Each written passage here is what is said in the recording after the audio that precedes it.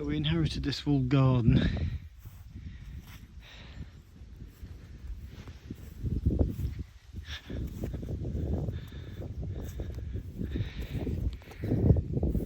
Which only had two sides. So we're making it into a full walled garden. Very neglected inside. I haven't quite decided what I'm going to do with it yet. So the path will come in here, be a gateway here with steps. We're going to narrow that up with a couple of pillars. I've just been hauling bricks for the bricklayer, who's just made a start on it today. And I've been laying bricks out for him in the morning. So, planning on ripping everything out, absolutely everything.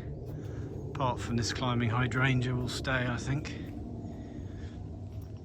But as you can see, a lot of self-seeded stuff, a lot of weeds, and even out there, that's a seeded cornice in there.